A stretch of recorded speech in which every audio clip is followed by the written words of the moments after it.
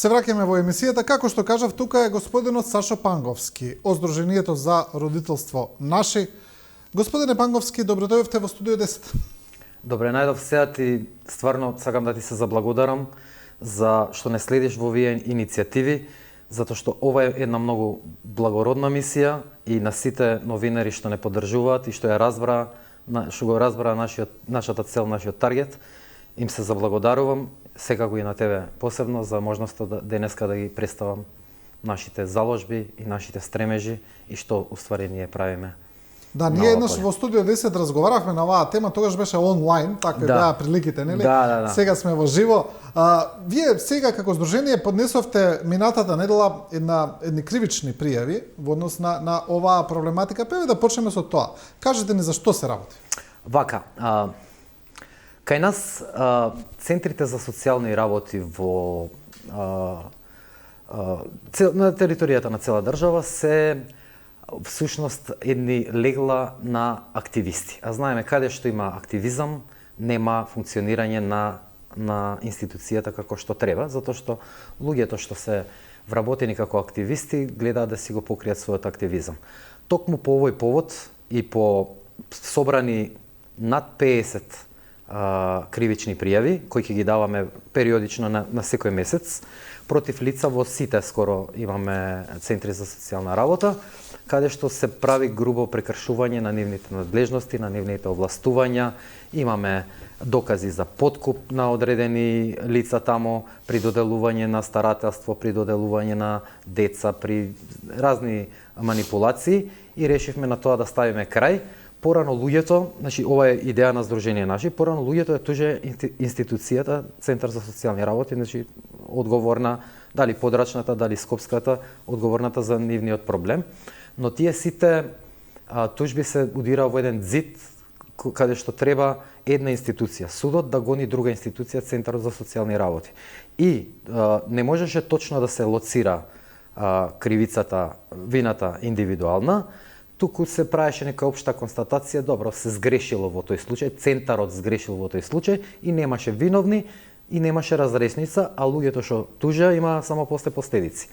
Ова е нов пристап кон таа работа. Ние тужиме конкретно луѓе што се огрешиле од Центарот. Значи вработени, дали се тоа психолози, раководни лица, правници. Значи ја персонализираме вината за да може поефикасно правдата да настапи и еве шанса за обвинителството и судството да ги кренат оние 2% доверба што ги имаат меѓу народот и да постапат по нашите пријави.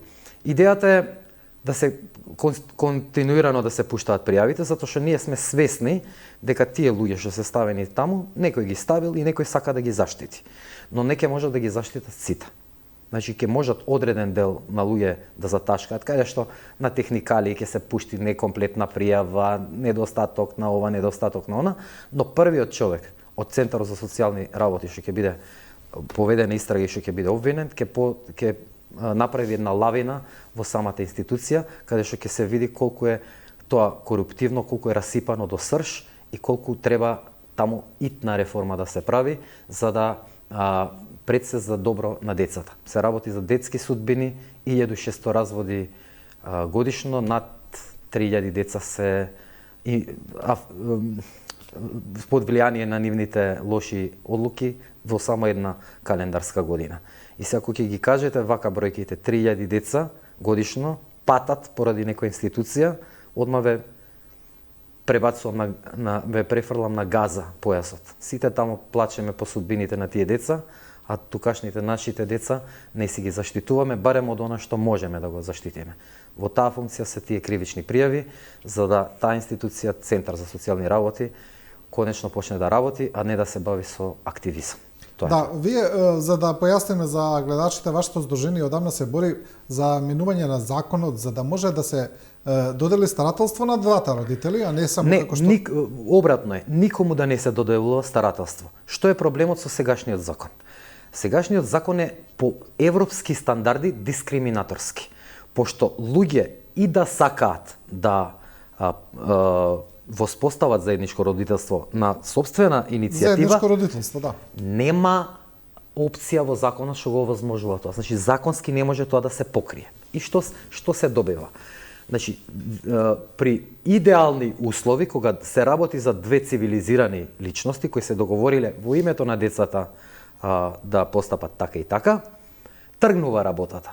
Но едниот од нив мора да ја добие титулата старател, што значи родител со комплетни родителски права, а вториот мора да ја добие. Значи, иако е договорно, титулата одсатен родител, тоа е човек што мора другиот, оној што е наречен старател, за се поврзано со децата да го праша. И сето тоа е добро, додека односите се на некое цивилизирано ниво. Но во понатамошниот... Доколку постои добра волја. Да, но волјата добра може да постои денес. Но во текот на времето може да дојде до изменета ситуација. Пример, Да. татко и мајка најцивилизирано се разделуваат, прават се во интерес на децата. И без разлика центрите што пишале и како пишале, они го даваат, они практикуваат некое заедничко родителство кое не може да им биде законски напишано, но го практикуваат вон правилата, во личен договор. Но еден ден, еден од нив наоѓа нов партнер. И сега, ако е старател, тој може буквално да прави што сака. Но ако тој што не е старател најде нов партнер, а на другиот му е криво, тој може да рече: слушај, од денеска нема веќе да има такви гледања, затоа што мене твојот нов партнер, твојот нов начин на живот, предалеку си сега преселен или преселена, значи со измена на околностите даваме повторно моќ и тоа што луѓе цивилизирани се договориле да се деформира и да прерасне у нешто што на почетокот не враќа, што сега е 98% случајот таков. Мачни разводи, борби, деца. Имавме со министерот за правда состанок и тој не беше запознаен со овој проблем, ние го запознавме, му ги поднесовме двете варијанти на законот и во неговата асистентка, значи беше многу запознаена со овој проблем, пошто на Министерството за правда во таа конференциската сала прозорот гледа право пред Центарот за социјални работи. И таму кажа, вика, сведоци сме секојдневно плаќања на деца, тргања, закани, значи тоа никако не може да е добро за децата пред самиот центар.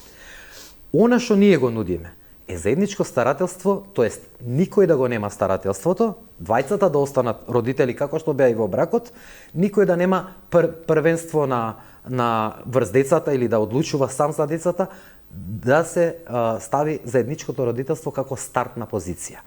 Ако има некој, како да кажам, лоши работи, тоа треба го работи да се докаже и да се пројде преку судските органи, а не центрите за социјална работа, што е денеска случајот, да си земаат на свој товар покрај сите обврски што ги имаат, и тоа е уште еден додатен проблем, тоталната неекипираност. Значи, таа институција треба да се одвои и да се бави само со интересите на децата. Не со фрустрирани родители, не со детски додатоци, не со пасоши за деца. Значи, треба да се олабави малце од обврските своји, а најважното се треба да и се одземе можноста таа да суди и да биде судија. Значи, во центарот не смеат да се донесуваат, да се принесуваат докази или да се приложуваат докази, затоа што таа институција не е институција која може да ги цени, проценува и според докази дава мислења своји или решенија. Затоа што тие се таму за стручниот дел, што е полето на психологија, педагогија, тие работи. Треба да си се држат до своите надлежности. Да, но може ли да настане проблем кога имаме некакви очигледни недостатоци кај еден од родителите кои некогаш навистина постојат? Значи, имаме и зависници, имаме алкохоличари, ментални болести, насилници кои се евидентирани. И сега Ке ти кажам на таа тема, имам посебно да се обратам. Добро, но еве земаме како пример, некогаш дека знаеме дека е така хипотетички, нели? Да. Знаеме, на пример. Знаеме дека, значи, сега лоши луѓе постојат. Да, сега друго ми е прашањето. Прашањето ми е доколку појдеме од тоа да е заедничкото старателство или заедничкото родителство појдена точка, дали тогаш би имале проблем, бидејќи доколку оди тоа на суд, ние ќе дозволиме овој родителот кој е евидентно таков, лош, тоа да персистира и да има последици врз децата. Вака, сега ќе ти кажам едно Значи што е... зборуваме за такви случаи кои што сме сигурни, да, речем. ова го на трибината го обработивме. Да. Значи ние сме пред избор сега. Дали да казнеме 1000 добри родители заради 5 лоши, значи да ја правиме мерката старател одсатен родител, или да казниме 5 лоши, а илјадниците да ги наградиме со заедничко родителство. Кога ова е и во законот ставено. Значи заедничко родителство, освен ако нема исклучителна причина за да не биде така. Во тој случај судот хитно му го одзема правото, му забранува пристап, но мора да бидеме прецизни. Значи мора, кога некој добива статус на жртва, мора и адекватно да се заштити, и кога некој добива статус на што и да е ментална болест, и тој мора да се спрове, државата да се грижи и за него, затоа што и како и да се развиваат работите, овие двајца се родителите на децата и на нив им требаат двајцата. Во тој случај, кога има проблем за едниот да го остварува родителството, како што во бракот го остварувал, значи тука настапува државата, но повторно не е Центар за социјални работи. Дали е некој насилник, кажува суд. Дали е некој зависник, кажува доктор. Кога тоа ќе се констатира, се изолира жртвата и се дава секоја заштита, не како што е сега да констатираме само дека е жртва, а да ја пуштиме дома. Што наркоманот не знае дека е кај живее жртвата, насилникот не знае кај живее, или пак ќе му е пречка некој од Центар за социјалните работи што рекле или што напишале на лист да не го изврши насилството. Не, тоа е опасна работа и насилниците треба да се казнат. Но овој закон дозволува и да се казнат тие, да речам, гранични случаи што се верува и многу малку. Овој број на насилство го имаме, пошто ти кажам од 1600 разводи, околу 1400 се со пријавено насилство. Значи немаат психички проблеми. Луѓето си идат директно на насилство, затоа што тоа е најсигурниот начин да ги добиеш децата како старат, да го обвиниш другиот дека е насилник. Што направија србите? Го ставија она што ние сакаме да го избегнеме со законот, го ставија заедничкото родителство како една од опциите. И што се случи во Србија во моментов? Буквално сега и татковци и мајки се тужат за насилство, пошто тоа е пак, ако е веќе една од опциите, таа е најсигурната опција дека ќе го добиеш старателството врз децата. И денеска во Србија, наместо они го нарекоа тоа закон за заедничко родителство, но го ставија како една од опциите. И ти немаш, кога го даваш како една од опциите, луѓето немаат инсентив да се договорат кога им е понудено да го зезнат другиот. Значи, другиот човек со кој се во некоја афектна ситуација. Сигурно не е дошло до развод поради што... Не владе тука разум, тука емоција. Да, види, тоа е високо емотивна ситуација и сега ти треба да прифатиш дека некои работи од утре ќе се сменат и дека да бидеме искрени, секој човек прво вината ја бара во другиот. Никој не вика, што направив јас за да дојде до ова? Сите у таа афектна состојба го обвинуваат другиот. Добро, би прифатиле ли такво преодно решение, како што е во Србија? Значи, тоа да само постои ќе како ги зголеми. Еве ти кажам, и сега и кога го нема, татковците гледаат дека се обвинувани најчесто за насилство, затоа што тоа е, пази, тоа е шема. Доаѓаш ти на адвокат и викаш сакам да се... Не, вака ќе ја вратиме шемата. Одиш во Центар за социјални работи. Те враќам на почетокот на муабетот каде што работат многу активисти. И сега, жена што е дојдена само да се разведе на најбезболен и најбрз начин и викаат, зашто се разведуваш? Првото, ова се технички прашања што се случуваат секој ден во центарот.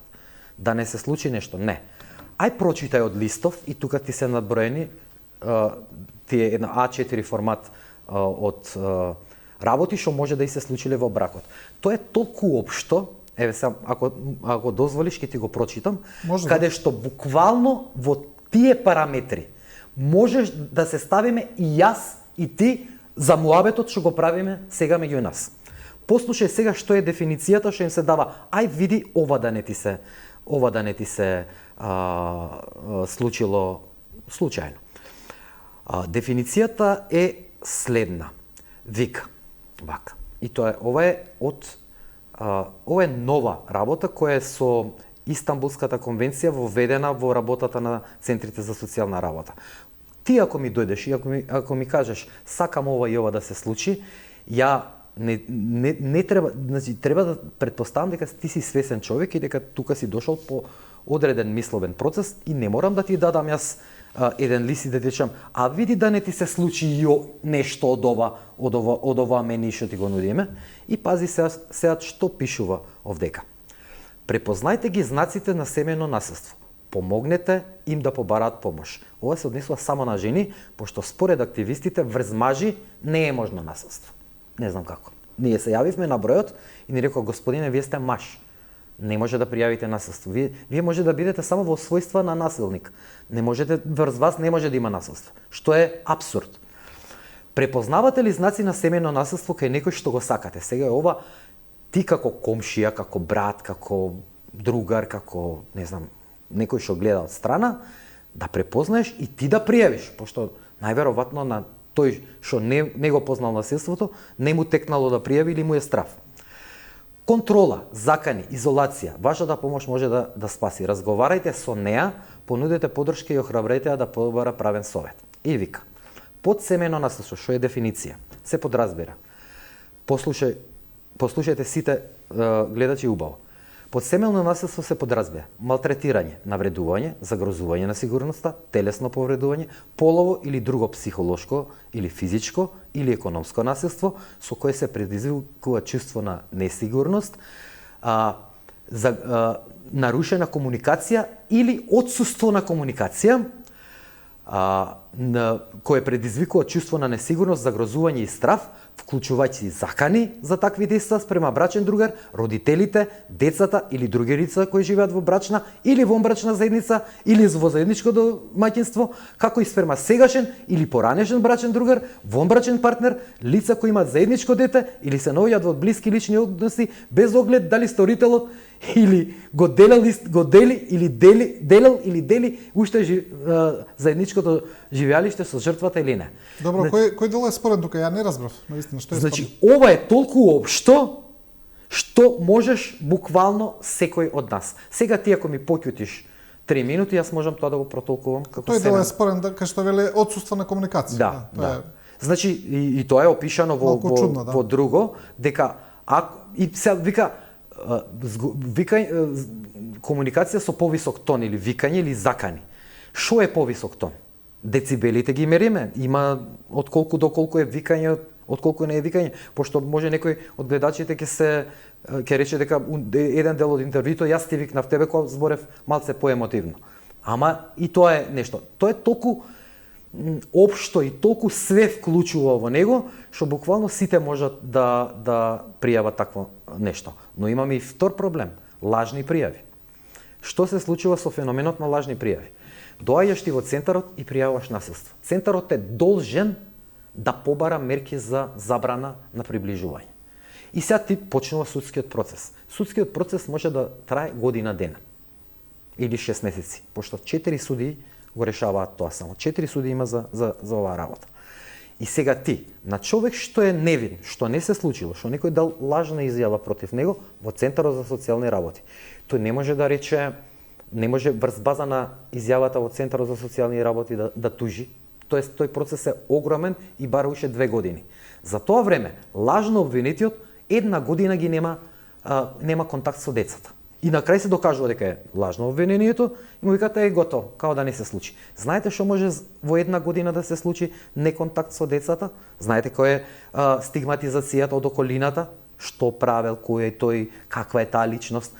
Тоа никој веќе не може да ти го врати назад. Затоа викаме ние, за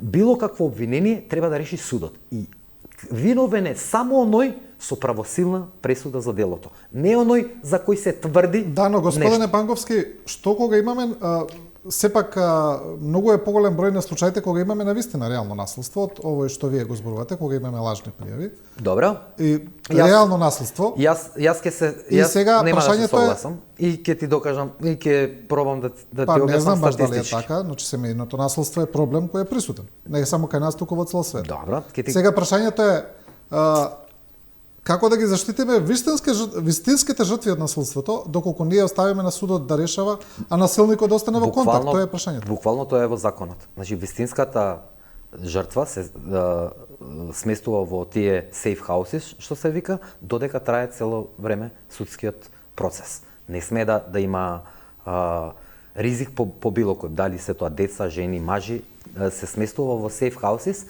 за кој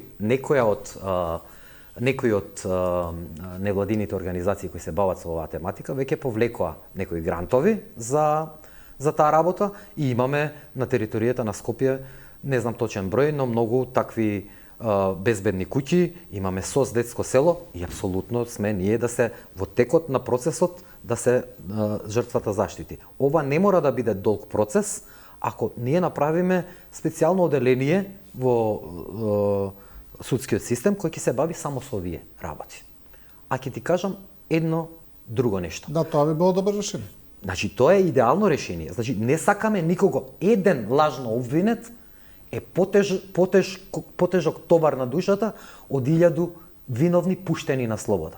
Еден човек, значи тоа е најтешката осуда. Сега гледавме, значи Асанж, да ти го спомнувам, на какви голготи е изложен човекот, невино, затоа што си ја работеше својата работа. Еден човек невино осуден или лишен од децата е толку тешко бреме врз судството, повеќе од подобро 100 виновни нека шетаат, а да се преземаат мерки, отколку еден невино осуден да биде. И тоа не се брише. Значи, стигмата останува. Сега ти треба да објаснуваш на цел круг пријатели, на цела јавност, дека ти тоа не си го правил. Не го може секој тоа. Стигмата останува за секој. Имаме ли примери како е во светот решено? Цел свет се соочува со истиот проблем. Најдобри решенија, како по некое правило, се во скандинавските држави, каде што ова буквално што го зборевме, и во сите земји, во поголем број на земји, само во 3-4 не е тоа, заедничкото родителство е како стартна позиција. Знаете ли што се случува кога е ставено заедничкото родителство како стартна позиција? Драстично паѓа бројката на семејно наследство. Значи, со 80, со 70%. Затоа што веќе никој нема потреба, значи решено е веќе, кога се разведуваме, никој не ги добива децата. Никој нема потреба лажно да обвинува. Еве, можете, секој што ја гледа емисијата може да провери. Никој нема потреба повеќе да пријавува семејно наследство, освен вистинските жртви. И идеалното решение, жртвите се заштитуваат, а пријавите запираат. Во Србија, ти кажав, обратно се случи, кога и двата пола добија можност да се пријавуваат меѓу себе, не само што не се намали, се зголемија пријавите. И тоа е нека катастрофална ситуација во Србија, но едно ќе ти кажам. Се додека има пари во заштита на жртвите, се додека има пари во продукција на насилниците, ние ќе гледаме и во светот и кај нас зголемување на бројот на насилство и на жртви. Сакате да кажете дека некој го злоупотребува тој процес? Сакам да кажам дека некои организации земаат пари за заштита на жртви од насилство, семејно насилство. Зошто го викаме семејно насилство? Зар не е исто насилството кое би се случило меѓу мене и тебе со тоа? Сем што сме со тие луѓе некако во некаква семејна врска. Исто е, насилство е насилство. Или го има, или го нема. Семејното насилство е измислено како тенденциозна стигма врз и напад врз семејството. Тие организации кои повлекуваат пари, не повлекуваат исти пари ако има 5 жртви, 15, 50 или 5000. И нормално, во нивна корист е повеќе пари да повлечат, а со тоа да има повеќе жртви. Затоа на сите кои доаѓаат, кои тропаат на центрите во социјална работа, вика, може не си знаела дека, или не си знаел дека е извршено насилство врз тебе. Ај прочитај го Летоков, да видиш дали нешто ќе најдеш што се препознаваш ти тука. така секој ќе најде насилство. И така доаѓаме во една ситуација кога луѓето наместо таа антагонизирачка ситуација да се деескалира, да се концентрираме сега, дошло до таа катастрофа, дај да видиме со децава што ќе биде, како ќе биде, центрите за социјална работа се расправаат со препирките на родителите.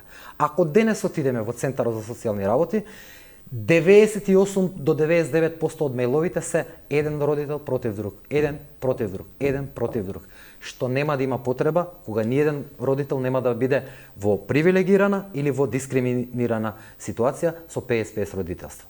А реалните жртви, нормално, дека никој нормален не сака да ги остави незаштитени и тие ресурси што ќе се извадат од намалувањето на надлежностите на центарот ќе се пренаменат на поефикасно згрижување на тие луѓе и на вистина еден хуман и човечки однос.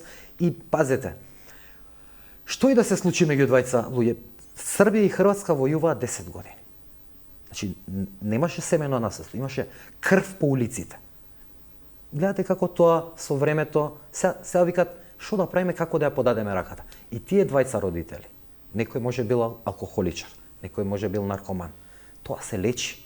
На тој човек му треба грижа од државата, не јавна стигматизација и фрлање под нозе. Да, се разбира. Тоа е така. Значи, ниедна конфликтна ситуација не е настаната затоа што едниот сакал така. Јас не можам да направам конфликт сега со тебе со сила. Ти можеш да одбиеш да имаш конфликт. За конфликт, за љубов, за се потребни двајца. Значи минимум две страни. Добро, има секакви примери. За крај, имаме ли некаков, не знам, фидбек околу вашите напори за законски измени? Имаме ли некаков одговор од надлежните, докаде, дали воопшто се размислува во тој правец? Да, не само што се размислува, ќе се направи една... Ова е сега општествен проблем. Ти не можеш човек, оптеретен со домашни проблеми, со ускратени деца, тој не е ефективен како јас и ти. Значи, на работа не е присутен, не е концентриран. Значи, тоа е проблем кој и да не се гледа на неговото лице, влијае врз неговите способности на секој ниво, во секој дневниот живот. Влијае врз целото општество, да, потоа. И сега, ние произведуваме 1600 осакатени луѓе, емоционално, психички, со друга мисла. Значи, замисли човек на автобус. Му ги земаат децата, значи ти кажам брутален пример. Му ги одземаат децата со лажно обвинување. Тој вози 50 души позади себе. Ти гарантирам дека у денот тој ќе мисли не толку на патот како што би мислел обично, туку ќе мисли на тие проблеми. Ќе му се јавуваат адвокати, извршители, вамо таму. Зашто да правиме потенцијални луѓе бомби? Човек што вози авион, човек што оперира тешка машинерија, човек што работи пресметки во фирма. Разбираш? Ќе утне 1-0 со мислите не е тука. Зашто не ја деескалираме ситуацијата? Кога луѓето ќе им се одземе можноста за конфликт, пошто стариот закон ти вика, еве сега, рундата почнува, борете се за децата, кој ќе биде старата? Дали очекуваш дека од тоа нешто добро ќе искочи? Да, имаме ли нешто од надлежните, некаков, што велат? Искрено сакаат. Значи, има министерот за труд и социјала беше од овие работи што ги кажувавме, не сакам сега да ги искористам, ке имаме специјална пресконференција со сите овие насилство, лажни пријави, соодносот, процентуалноста, сите тие податоци ќе ги добиеме, пошто побаравме ние од надлежните да ни се достават официјални преку Сдруженијето, официјални податоци, да не збориме на памет. Кој ќе ги добиеме, тие се како од јавен карактер, од јавен интерес, кој ќе ги добиеме, ќе видиш дека сликата ни од близу. Ако ти мислиш дека македонците се насилни и пијаници и наркомани, ќе ти кажам дека многу грешиш. Само треба да искочиш на било кој плоштад, дали има такви луѓе? Да. Но во толкава мера не. Значи да не се лажеме. Нема 1600 насилници годишно нови. Пошто тоа е страшна бројка. Ако навистина ги има, ние збориме за темпирана бомба од 50.000 насилници што шетаат меѓу нас, а не ги знаеме. Тоа е опасно. Ако е навистина така, државата треба да преземе нешто. Зборевме за законот. Имам чувство дека институциите сакаат да го донесат законот, но пречките се исти како пред 10 години и денеска.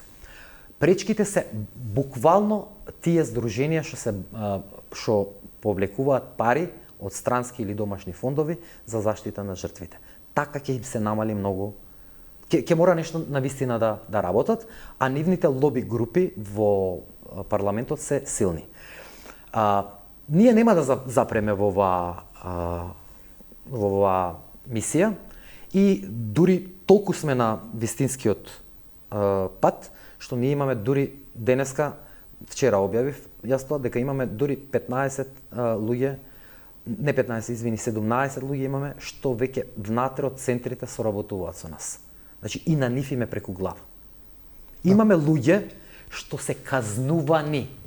Јас имам видео снимка, што на следната аудио снимка, што на следната пресконференција со новите пријави ќе пуштам, каде што службеничка, психолог во Центарот за социјални работи го изјавува следното, со потполна одговорност го тврдам ова, снимката ќе ви го покажа. Не смееме да дозволиме жена од Центарот да искочи без статус на жртва. Инаку сме казнети на плата. Добро. Господине Панковски, ви благодарам за ова интервју. Остануваме да ја следиме темата, се разбира, до вашата следна пресконференција, ќе пренесеме што имате ново. Да, и таму ќе има многу посурови докази. Значи ќе видите страшни работи на тие. Значи дури дел ќе презентираме, свесно ризикувајќи ги да не ги даеме на суд, ќе ги презентираме свесно, да видите за колкава лоша работа се работи, за колкава катастрофа се работи. Добро, ќе ги видиме тие докази. Ви благодарам уште еднаш. Ова беше Сашо Панковски од Сдруженијето за родителство Наши.